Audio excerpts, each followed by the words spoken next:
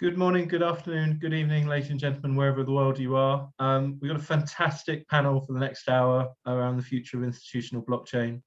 To lead the panel, we have a great analyst from the fintech field, Miss Anette Broløs. Anette, the floor is yours. Thank you so much, Lawrence, and welcome to you all once again. I'm sure that over this conference and this blockchain track of Fintech Connect, we will be covering many of the aspects around cryptocurrencies and blockchain that's so important at the moment. This session particularly is on institutional, the future of institutional blockchain. And to discuss that, I have a great panel with me, and in a short while, I'll let them introduce themselves. We will be discussing both the investors, the securities, the tokens, the different assets and the standards and regulations. So I'm very much looking forward to this. And for you in the audience, please take this opportunity to be part of it and to share your questions and your comments. We will try to fit them in as we go along, or we'll take some other questions by the end of the session. And as we have a whole hour in front of us, it should be a great time. So without further ado, let's perhaps get this panel started. I'll ask the panelists to introduce themselves, and I'll ask you also to say how you understand the meaning of institutional blockchain, which come up when you Google it in some different fields. So John, could I ask you to start? Thanks, Annette. Hi, everyone. My name is John Ho. I'm currently the head of legal for financial markets for Standard Chartered Bank. On your question about institutional ecosystem, I think our vision of this space is one where you have a trusted global integrated institutional platform or infrastructure where it does provide for institutional liquidity and an ecosystem that allows for the issuance, trading, and settlement, transfer, and custody of a host of various types of digital assets, not just on the public sort of network, but also relating to private markets. And I think where the spectrum we are seeing right now is there's a lot of institutional interest in regulated digital assets as well as crypto assets, underpinned by client demand, a better understanding where this ecosystem works, and also new sort of developments, for example, in the sort of decentralized finance, which is obviously a rapidly growing area. And I would say that much is still yet to be explored, but I think for institutional ourselves, we much want to start off with what's clear in terms of regulations, what's regulated, and what that makes sense for us in the provision of financial services, like, for example, FX, liquidity provider, custody, and very much in the space of providing services in a sort of regulated and network based on what I've just described. So definitely a very broad perspective on this field. Graeme, do you agree? Would you like to introduce yourself? Yeah, sure. Yeah. So I'm Graeme Moore. I'm the head of tokenization at Polymath. Polymath is a blockchain tech company that makes it easy to create, manage, and issue digital securities or security tokens. So in addition to that, I'm also on the advisory board of a company called Red Swan. Red Swan has tokenized the most commercial real estate in the entire world at this point, so $2.5 billion worth. And then I also am the author of the first ever ABC book about Bitcoin called B is for Bitcoin. And so in terms of the institutional blockchain, how would I define that? I would describe that as any institution using a blockchain for any purpose. So not necessarily what's the infrastructure underlying that, because there are institutions today that are using Bitcoin. They're custodying Bitcoin for clients. They're helping clients trade Bitcoin. There's institutions that are finally adopting Ethereum. And then there's institutions that are using more kind of purpose-built infrastructure like Polymesh, for example, which is the blockchain that our company built for security tokens. So really any aspect where an institution is using a blockchain instead of a retail user, that's kind of how I'd categorize institutional blockchain. Great, thank you. So definitely many types of institutions as well. Alberto, would you like to introduce yourself and add your perspective? Absolutely. Thank you, Annette. Thanks for having me here in this panel. I'm Alberto Cozer. I'm responsible for business process automation in North America for Nestlé. And I have been working on our on track for a few years now, our own track and our own version and interpretation of how we can drive value to the business through blockchain. I agree with what's been said about what is the purpose and what is institutional blockchain.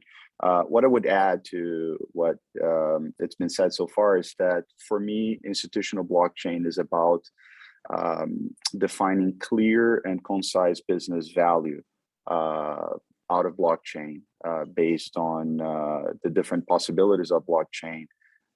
As it's just been mentioned, it could be someone operating crypto, it could be someone taking value out of other functionalities of blockchain, it could be around tokenization. But the important part for institutions is what is the value that this is driving to the business?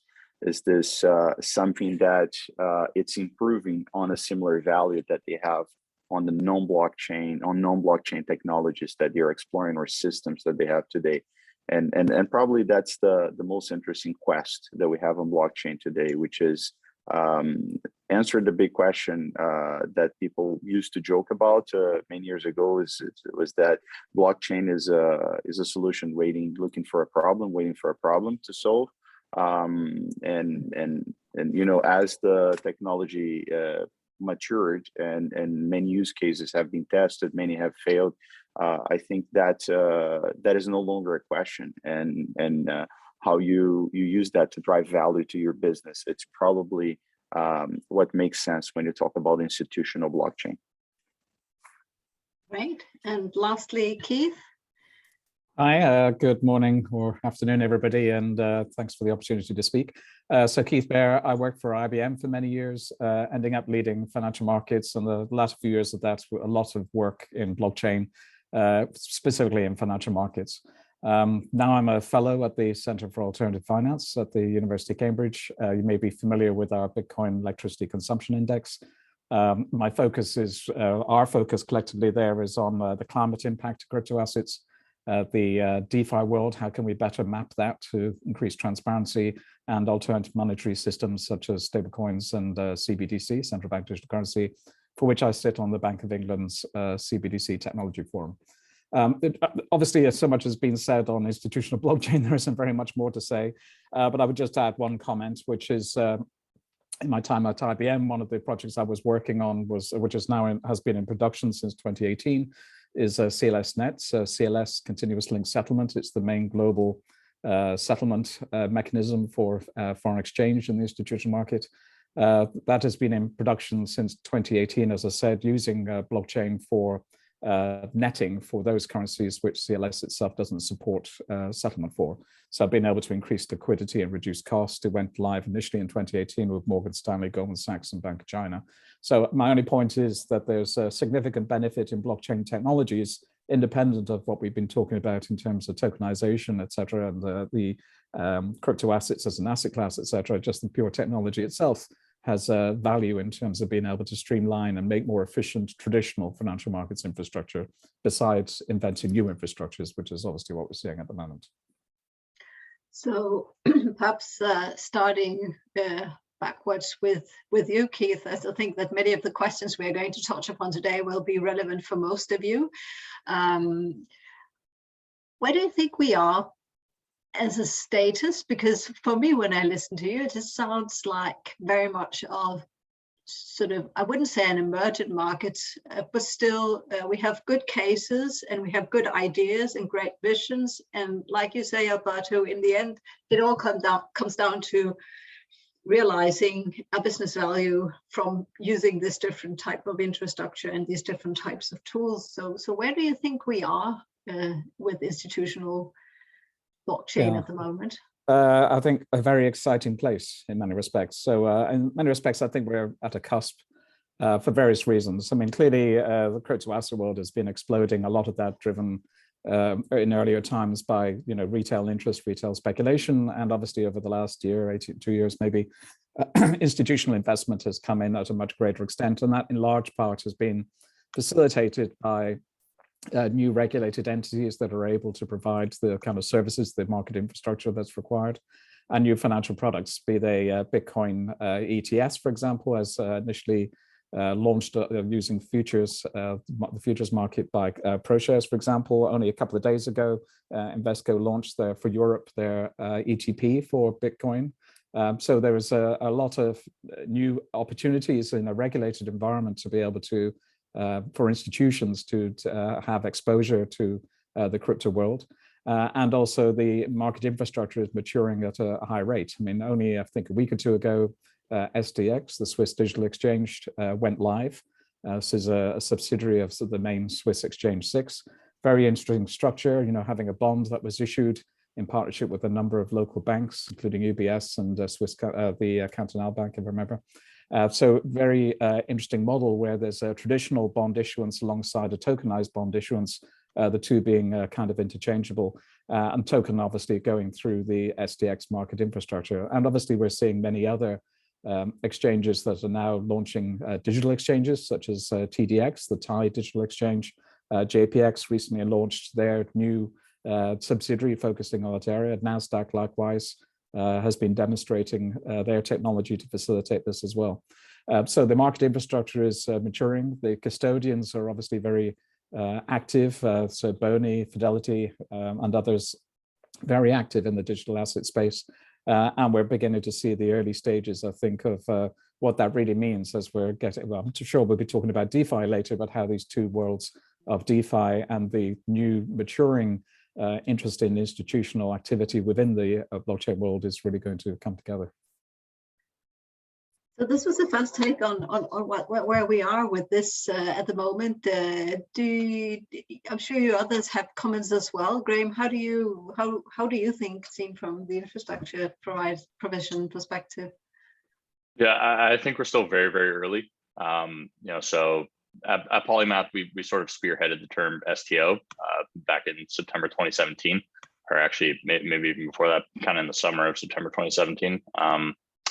And so back then, it was kind of us trying to build some technology on top of Ethereum, enabling these things called security tokens. So you could actually have a regulated asset on a public blockchain. So you could have things like transfer restrictions, ensuring that only certain parties could hold tokens, ensuring that KYC and AML policies are followed for these securities that live on top of blockchain. And really only four years ahead of that right now. And so amount of tokenized assets are kind of anyone's guess between a couple $1 billion and maybe 10, maybe $20 billion. So in the grand scheme of the real world assets that exist, it's still a very, very small drop in the bucket. So we're nowhere where we're headed in terms of the life cycle of this thing. So we're still a few years away from seeing $100 billion, then $1 trillion, then multi-trillion dollars that live on blockchains in terms of assets. So it's still very early. One thing that I think is pretty exciting to see is now there's finally some purpose-built infrastructure. So instead of just kind of Bitcoin, which does a simple thing like have a token, or Ethereum, which is kind of general purpose infrastructure, trying to be all things to all people. We now have some purpose-built infrastructure. So part of that is companies like Polymath building Polymesh, which is a specific infrastructure for one use case and one use case only, which is financial assets. And then we have other companies doing similar things. Provenance would be one of those, building infrastructure for things like HELOCs, home equity lines of credit. And so that's starting to push the industry forward. And I think that was a big sticking point for a number of large institutions was, are we allowed to use this thing called blockchain? Are we allowed to use this infrastructure for actual regulated financial assets without running afoul of any regulations? And so we're finally starting to see banks kind of cross that chasm. And so it's been a long time coming, but we're finally starting to see them say, okay, yeah, let's dip our toes in. As was just mentioned by Keith, SDX is launched. There's a bond on there. SocGen has issued a bond on Ethereum. And they're now making proposals on things like MakerDAO, which is actually really, really cool to see them interacting with DeFi infrastructure. And so we're starting to see the first cracks in the dam where banks are saying, okay, this technology is safe to use. We are not being harassed by any regulators when we use it at this point anymore. And so it's finally starting to happen, but still a very long way away from what the technology actually can be and the amount of assets and the amount of exciting initiatives that can be built on this stuff. So, Alberto, starting to happen and creating value, starting to create value as well. It is the value is noticeable, both on as Graeme just mentioned, both on the purpose built infrastructure that started flourishing to address gaps on the general purpose existing infrastructure, but also there's a feedback of, like, after this experience, some of what couldn't be found on the general purpose infrastructure is being built back on that infrastructure, leveraging the experience of some of the purpose-built blockchains that we have out there. And the one important aspect, and for me, probably one of the most interesting values that we have been getting out of this, is what I like to call software-defined markets, software-defined assets, software-defined value. And I don't want to get much into the regulatory discussions around this. I still have, and I share an opinion that what initiated the original spark of blockchain is around being unable to be regulated to some degree. I understand why governments and why some institutions have a concern with operating in an environment where regulation could prove difficult in the future. But at the same time, we need to realize that this is as new for us as probably the internet was 30 years ago, and it was hard to grasp and understand the implications of everything. I'm still a firm believer that the market and the rules of the system, being generic infrastructure, purpose-built infrastructure, will regulate itself because it's a community of collaboration where all the players can only win and extract value if they agree on a set of rules that works for everybody. And we've been seeing that for the most part. Of course, Bitcoin is a very big example of that. But so is the Ethereum experience that goes far beyond what Bitcoin achieves today. And there's many of the learnings from that the people behind the Bitcoin community is going back and trying to feed back into the infrastructure. John, did they leave any comment for you on this question of where we are today, how we are moving? Yeah, hi Annette, thanks everyone. On the institutional adoption, right? I think a lot have been said about the increased adoption, but just want to highlight a couple of key recent reports. That institutional adoption on blockchain technology has gone from a couple of years ago, proof of concept, people are doing trials, experimentation. Where we are right now in many parts of, let's say, financial institution and also large corporates, they are looking at how do we harness the efficiency that blockchain technology could offer. For example, trust in the sort of data, and also looking at a single source of truth, and also to reduce paper-based processes, especially in the trade finance lifecycle, supply chain, and also in financial services, especially in the back office where the settlement and postage settlement. So there's a lot of initiative out there. And if you look at the flows, that's what Keith mentioned earlier, we have seen significant capital flows from large institutions over the past 18 months through exchange traded products, exchange traded funds, or trusts.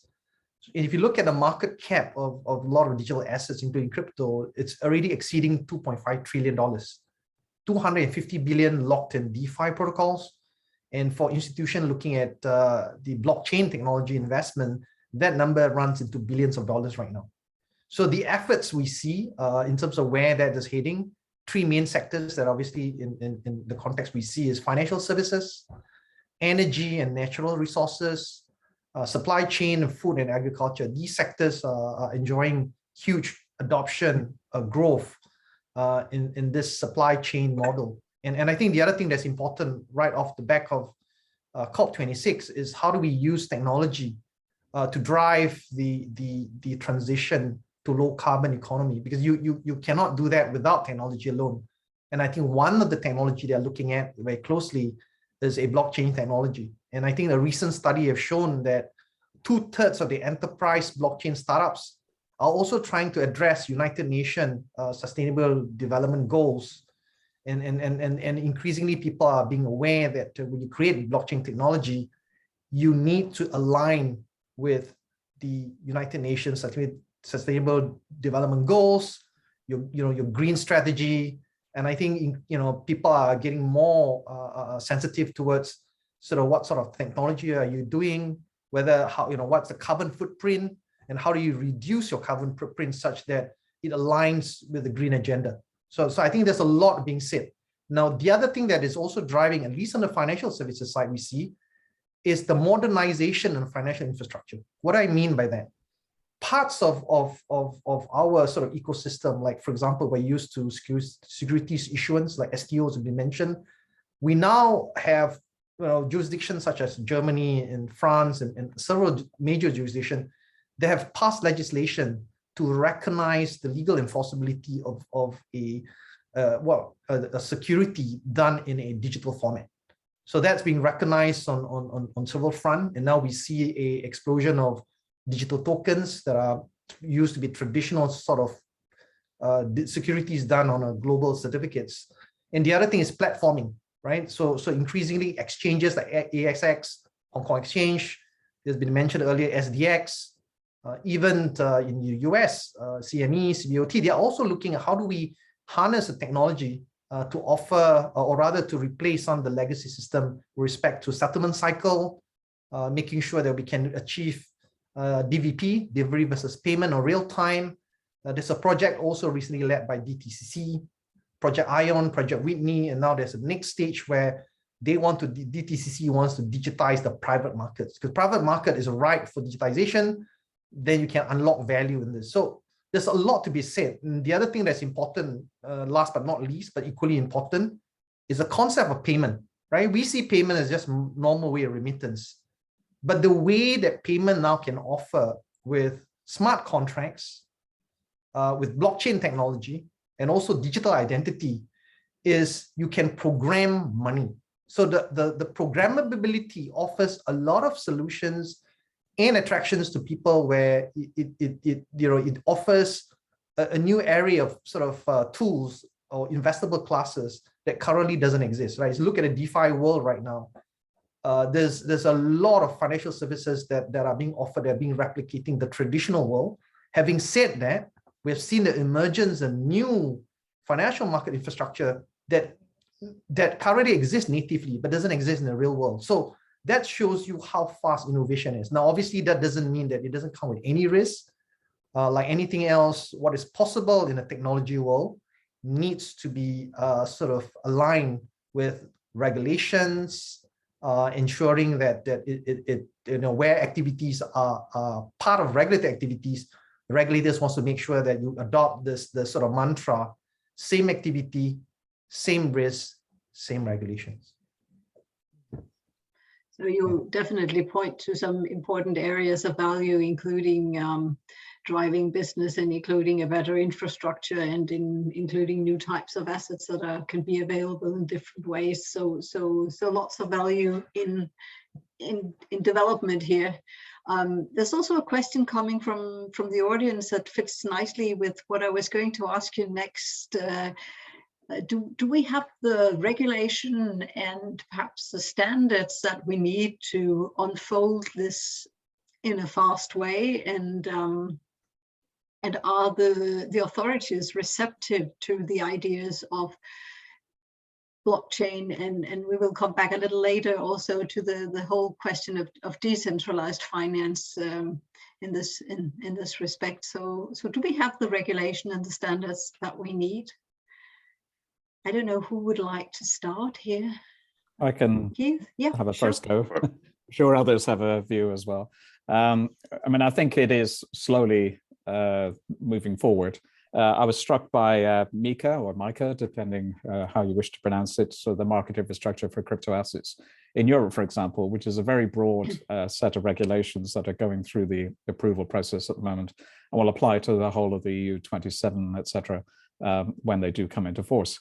And over the 160 pages, I think, of that documentation, I think there's only one reference to non-fungible tokens, for example. And maybe this isn't a fair example, but it gives you an idea of the challenge that exists from a regulator's point of view to actually not only formulate this regulation, but also to get it through, a complex governmental system such as the EU. Whilst the whole innovation is running at light speed within the crypto asset, DeFi world, etc.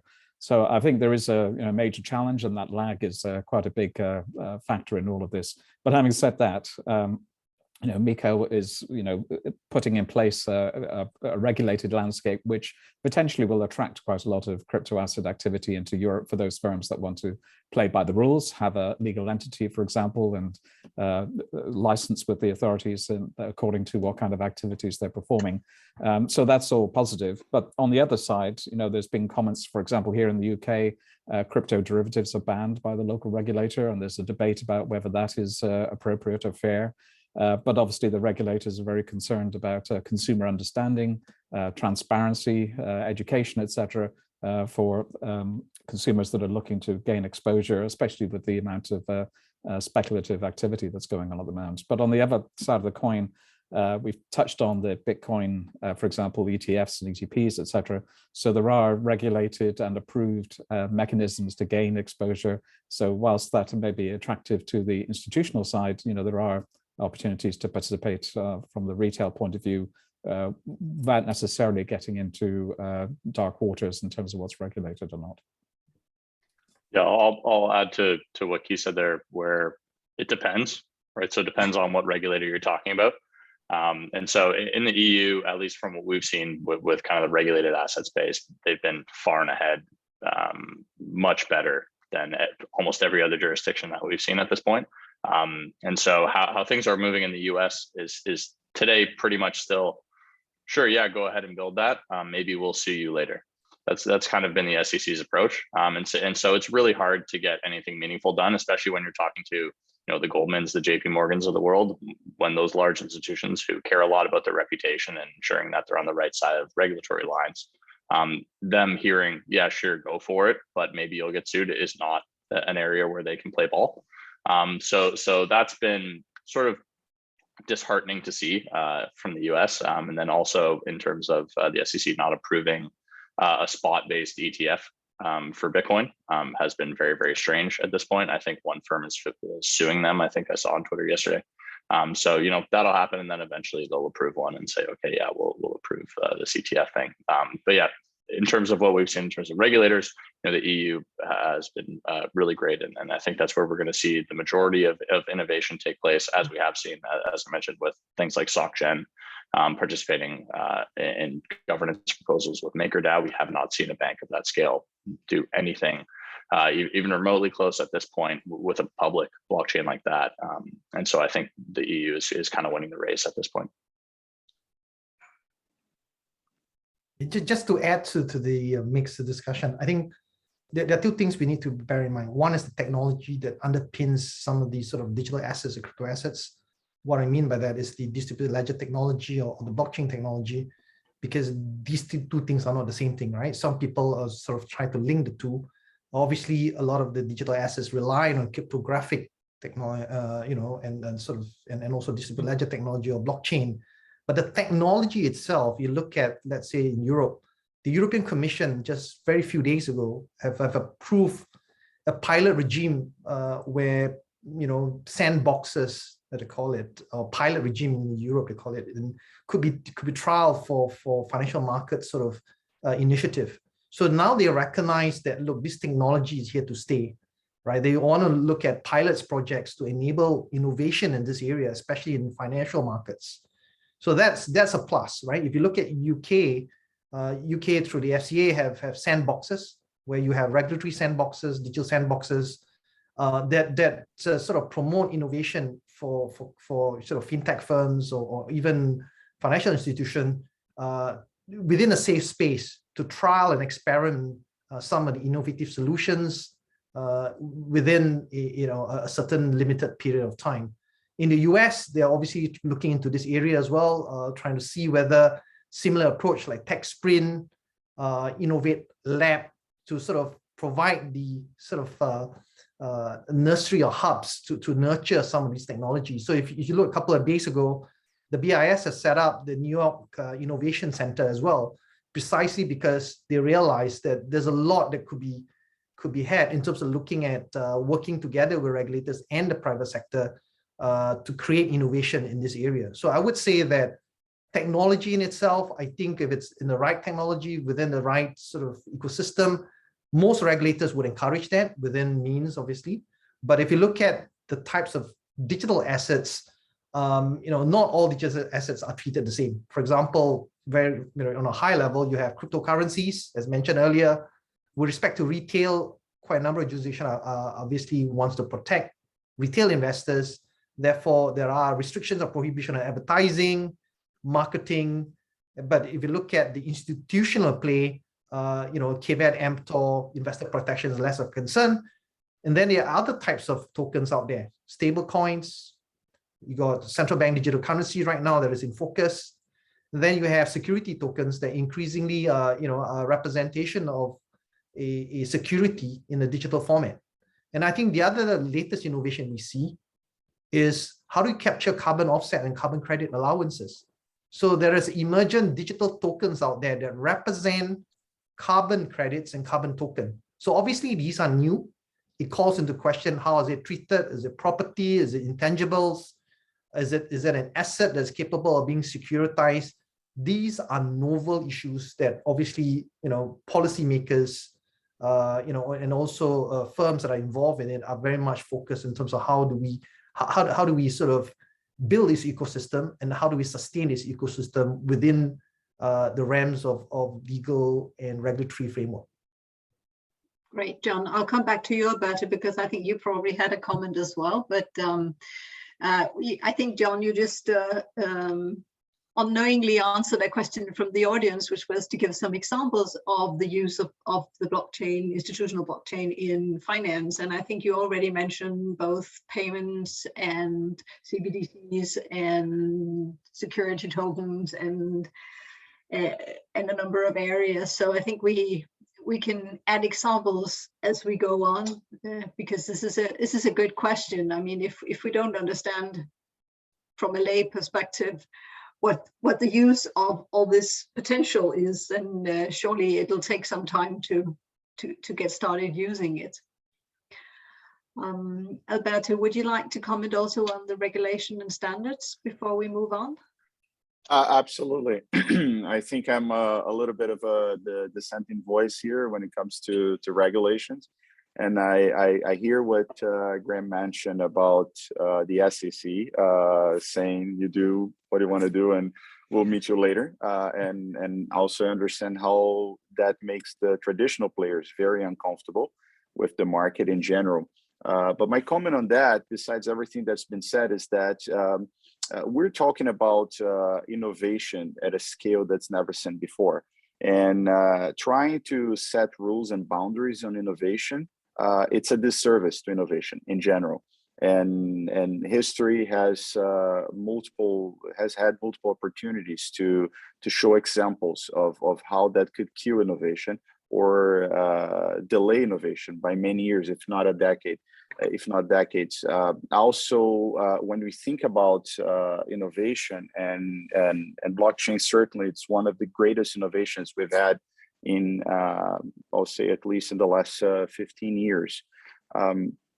It's about failure. It's about try and error and seeing what works and what doesn't work. And when we're trying to find your failures faster innovation actually regulation doesn't play well with that. Now, about how receptive regulators are and prepared to accept blockchain, I would say they are not super receptive in general. That's why we have some, they're jumping to try to put some harnesses on that, as it's been happening in Europe, and some others that are just, watching and saying, keep playing and we'll see how this goes later, which is, equally concerning. But it's a change, and it's change of a proportion that makes everybody uncomfortable and people afraid of it. Especially for the ones that have already set the rules of the market, and this is something to be taken into account. As you see, like at least on the general purpose blockchains, every time there's a discussion about technological changes for that, as it happened on the discussion that created the fork on Bitcoin, for example. The forces, they're trying to keep this harder to regulate. For example, on the block size of Bitcoin, that's one of the drivers behind this. It's winning in general, and the idea that you want to keep a small block to make it even more difficult for it to be regulated, even at a network level, to say government will come and will cut telecom. And the idea is that you want to have an infrastructure that is able to run on top of LoRa devices or a LoRa-based network, for example. This is fantastic to see that this is in the minds of the folks who are actually helping develop those platforms. So when we look into this, I think it's been interesting to hear you bring up the questions of consumer understanding, because obviously in the end, consumers will need to use some part of this, and they should understand something. I mean, I don't get the first thing about what happens in my car, but I drive it anyway. So this is also a question of coming on to the full extension of such a platform for people to trust in what they don't understand. But I was thinking, we've talked about regulation and regulators, and there's also a question about developing standards and the standards interacting. How does this relate to the question of decentralized finance instead of centralized finance? You mentioned it a couple of times, and would one of you like to start that discussion? Yeah, I'll start there. And I think we have no idea how this is going to play out with things like DeFi. And so what I mean by that is we haven't seen too many regulatory crackdowns on things like DeFi, Aave, for example, Bancor, a lot of these decentralized protocols where some of them are now pooling billions of dollars together, which is big enough for a regulator to go after. But I actually appreciate that we haven't seen anything too big for anything like that. However, we did see back in the day, I can't remember if this was maybe early 2018, the SEC go after Ether Delta, which was kind of the initial DEX, so the initial decentralized exchange where kind of anyone could trade anything with anybody, and people were trading tokens around, and the SEC figured out who put up the front end for that decentralized interface, and they just went after the front end guy and said, hey, you need to pay a fine and you need to shut down Ether Delta, and he said, okay, sure. But now we have infrastructure that you actually can't take down. So as I mentioned, there's things like Bancor, Aave, Uniswap, SushiSwap. A lot of these things are either based outside of the US in terms of where their front interfaces live, but then the contracts themselves live on a blockchain, and you can't pull those down without pulling down the entire decentralized infrastructure, which is effectively impossible at this point, unless you had every single government in the whole entire world shut the electricity off or shut the internet off at the same time. So it's going to be really interesting to see what happens with a lot of this DeFi technology, where potentially there's going to be some regulations that are broken. Of course, I mean, there's already regulations that are being broken that we see, but people are using these things to the tune of billions of dollars a day, and regulators typically don't want to end the party before the party ends itself. So we saw, in particular with things like ICOs at one point, the regulator didn't really step in early 2017. They waited for all the things to go down 99%. People got upset, and then the regulators are on the good side with the people who lost their money. And then they come in and say, okay, let's clean this space up. And so I'm not sure when a lot of these enforcement actions are going to happen against DeFi protocols, but they will happen. But the really interesting part is, can any of these things actually be taken down? And I don't think they can, because you can just constantly move. And so it'll be this sort of whack-a-mole game where regulators crush one front-end user interface, and then the user interface moves to another jurisdiction. And it will effectively, in my opinion, a lot of these things will become like Pirate Bay. Pirate Bay gets shut down every day, and yet people can still download whatever movie they want at any point in time. And so people will still be able to use these DeFi protocols anytime they want, but will it have this sort of mass adoption of big institutions? And I think that's the question that remains to be seen. We see some institutions, Coinbase is talking about plugging into these decentralized lending protocols, and a few other of the kind of crypto native, the Galaxies of the world, the Coinbases of the world, the Geminis, talking about plugging into these DeFi infrastructures for their backend to pool liquidity. And so that might actually be how this thing shapes out, is we have these completely decentralized, uncensorable protocols at sort of the base layer, with these regulated front-end faces on top, where they are the ones interfacing with regulators, and they're just using these tools to provide things like liquidity.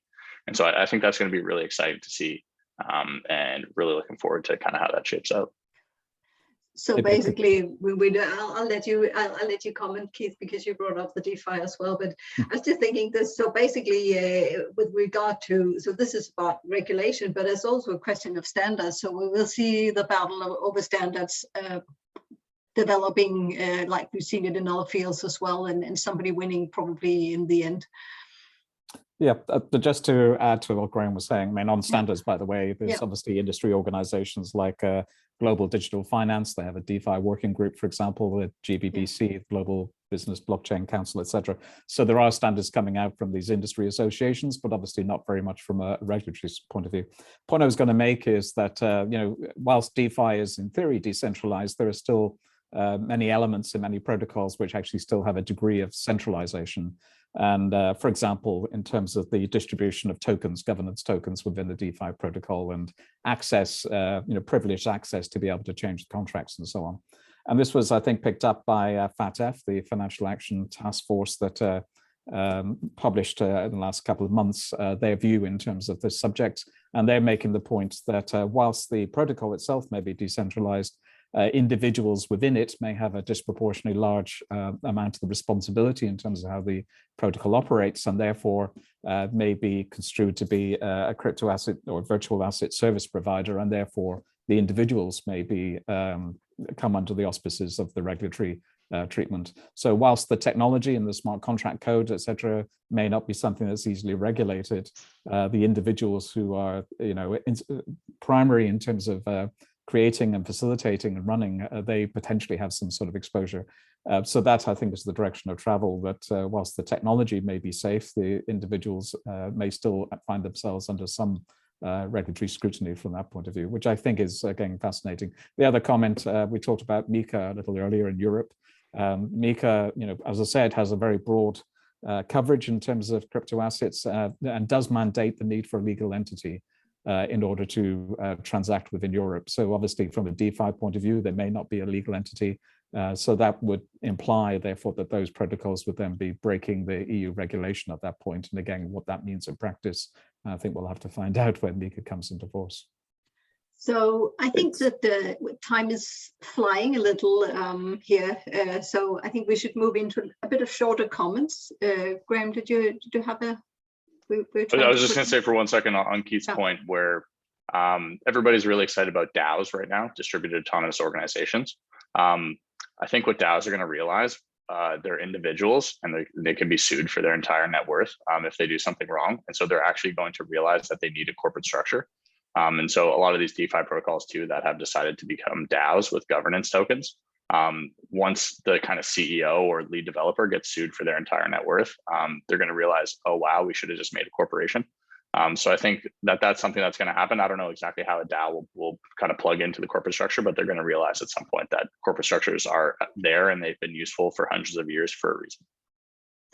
So I can see that from the audience, we have continuous questions about specific examples and examples of where institutions would be using this kind of blockchain technology. So I think it's useful to take a round where you present a few good examples, not too long ones though. But I was thinking about coming to Keith first and asking you, is this a good point to introduce the question of blockchain and pushing the ESG agenda?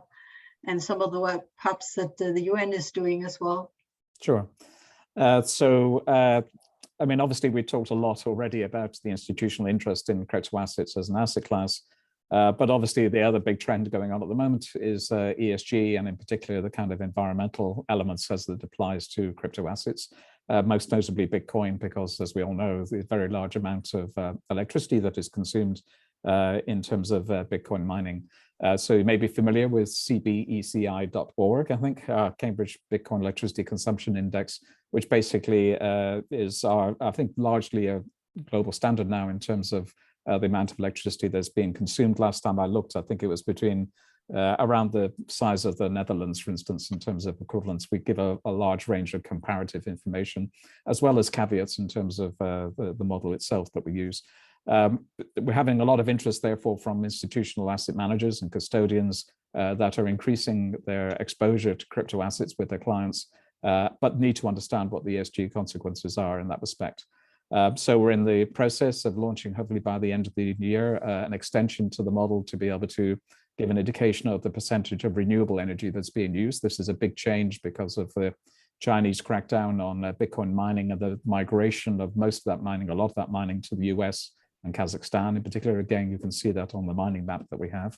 And that obviously has changed the profile depending on the extent of renewable energy in those countries. So we're hoping to be able to get that model out soon, which will, I think, give increased transparency in terms of how big an issue from an environmental point of view Bitcoin mining is. And then we're also looking to extend that to other energy consuming proof of work, basically crypto asset networks as well.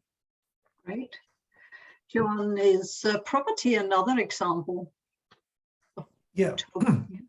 Yeah, just so you know, we have seen right now the tokenization of real property in what we call institutional NFT, non-fungible tokens, because properties are typically unique. They're not very fungible, given that there's some unique features.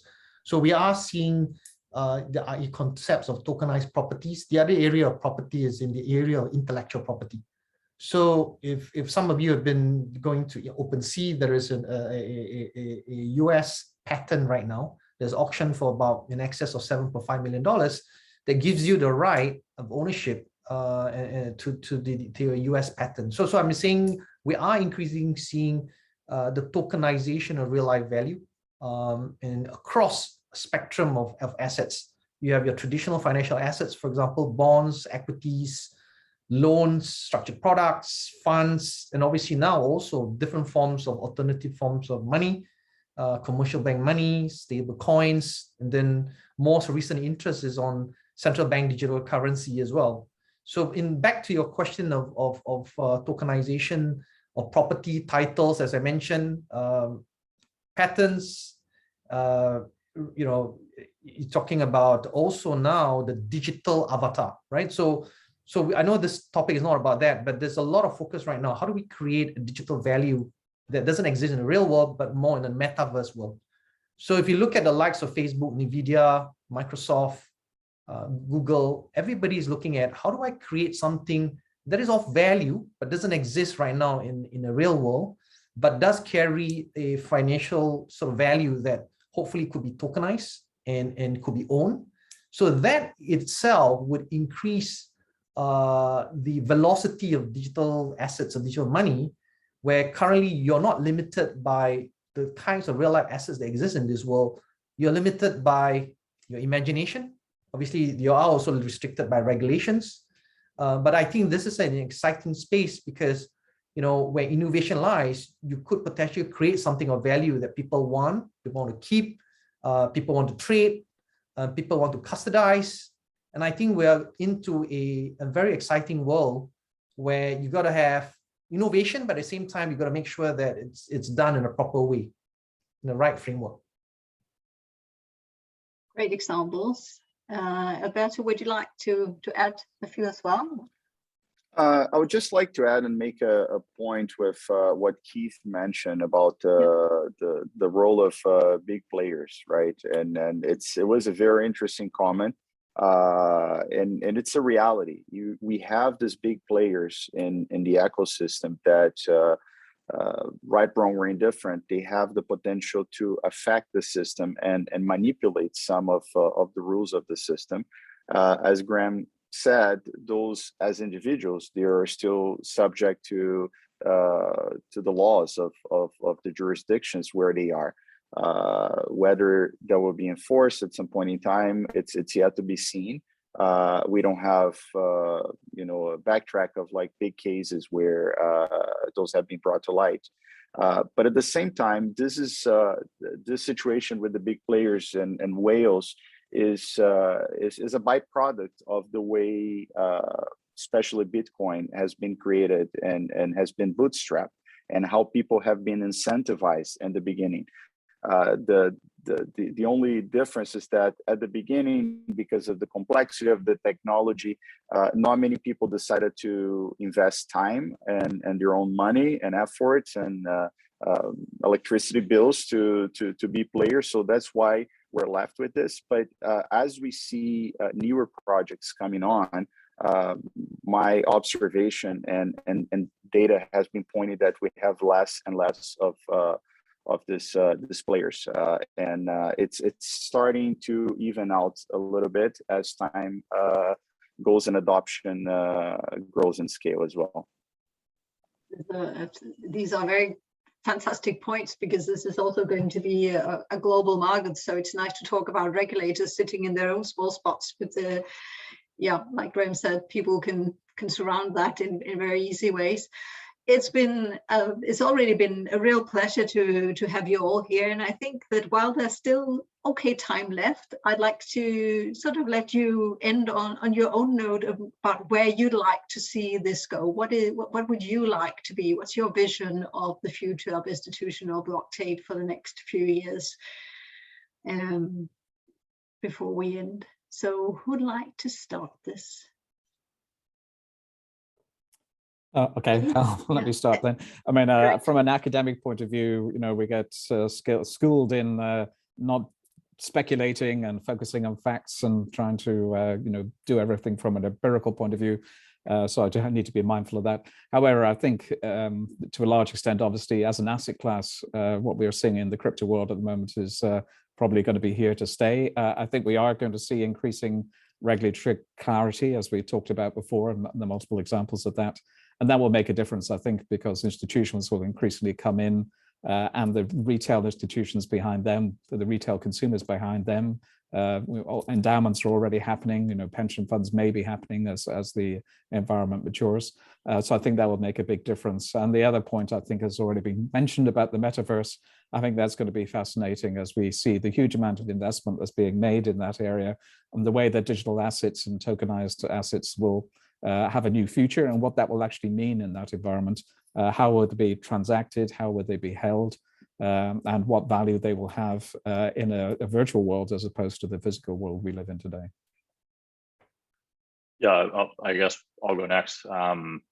So in terms of kind of how I see this shaping out and where institutions have a role to play, I got very into Bitcoin back in 2015, and back then we were saying that how exciting it will be once Bitcoin is $1 trillion. And now the broader crypto asset space is $2 trillion. Then it's going to become 3, then 5, then 10, then 100. And we don't even know kind of how big this thing is going to get. But I'm in the camp where I think Bitcoin becomes the global reserve asset of the world. And obviously institutions will be playing in that space. They already are. Fidelity probably being the first one in terms of custodying Bitcoin. Then we also have the crypto natives like Zappo, BitGo, Gemini, all these firms that want to hold Bitcoin for other folks because they don't want to deal with this thing called a private key, which can be very hard to deal with for especially people who don't really have the time to learn. And so institutions are already playing in the space, and as more trillions of dollars come in, obviously they'll be more and more excited about offering services. I think Citi just announced they're hiring 1,000 people. to deal with digital assets. And so they're kind of realizing, oh, okay, we actually kind of dropped the ball on this one over the last year or two. I'm not getting into the space early enough. So let's get back on track. And so that's on sort of the kind of crypto side of things. And then also on the kind of regulated asset security side of things, we're finally starting to see, as I mentioned, those first cracks in the dam where major institutions are doing things beyond proofs of concept, which is really exciting to see. And so one thing we kind of thought about early on at Polymath was, okay, let's make this tokenization protocol so that the farmer in Mongolia can tokenize his cows. But then you realize the cost might be prohibitive to them. That's only maybe $100 or $200 of assets going on chain. And so what needs to happen is for banks to get on board for this technology to become really meaningful and for there to be those 10, $100 trillion of assets on chain. And so that's what we're seeing now is these banks getting on board and having the infrastructure for them available that makes it easy for them to do so. And so that they can easily follow regulations has been our focus. And we see that really coming to fruition finally in 2021. And then it's only going one way in terms of the number of assets that are on blockchains. The genie's out of the bottle is what a lot of people like to say for this technology. And we're really only going one way. And that's more and more assets on chain, whether that's Bitcoin, Ethereum, other layer 1 chains, other layer 2s, or regulated assets, which we focus on at Polymath. So it's been really exciting and really looking forward to the future. Great. John, we have just my final word here. I think in the terms of financial system, what we're going to see is an emergence of a new financial market infrastructure where, obviously there's no one size fit all model. You do have your decentralized model, you do have your centralized model, and also you do have your legacy infrastructure. And how do we integrate, interoperate? I think these are sort of challenges that the market needs to develop. There is already an acknowledgement that there are some challenges before we reach sort of the utopian state. But I think where we will see in future is the adoption of distributed database, distributed ledger, tokenization as a way of creating a digital representation of value, as I mentioned. And also more importantly as well is how do you onboard some of these counterparties, the self-sovereign identity, the digital identity, that combination of it will create new market infrastructure and then would enable goods and services to be done almost seamlessly, hopefully frictionless, based on and a much better client experience than we are right now. And also the entire supply chain as well is going to change. It's already changing, but it will change in a scale that we will never imagine, right? So I think, to leave the audience with this is that we are in a space that if you put on a seat belt, we're going to move quite rapidly. Where that's headed, nobody knows the final destination. But what's important, we are in an exciting period where the combination of all these technologies plus all this innovation is going to drive a lot of disruption, obviously, in the traditional market, but also new business model, right? The digital custody did not exist before. There's a new business model, digital trading, NFT that we know it today could move and morph to a different universe. And we also spend a lot of time on metaverse. And if you look at it, a lot of the big tech right now are focusing on that is because they see that as the direction of the future state for e-commerce, e-experience, e-gaming, e-life, and a combination of others that you create your own digital virtual avatar in a completely different world where you have a real world and a virtual world coexisting side by side. It's amazing to think of. Alberto, I let you have the word before I end the panel. I think we are at the verge of seeing what's been described in life after Google, and it's happening before our very eyes. And it's a force that is unstoppable. Web3 technologies adoption is coming up at a much faster pace than we can imagine. The number of projects that I see, they're moving traditional data storage and data movement into IPFS based with storage of those pointers in blockchain. It's growing exponentially, and other opportunities are showing up as well. The amount of different players, the amount of different platforms, the amount of different ledgers out there there is a need for a better bridging of those. And so you can transfer your assets between platforms the same way you can transfer files today between cloud service providers. And that is something that institutions are starting to realize, because large companies and institutions are always looking for ways to drive better value. And one of these methods for them is to reduce cost.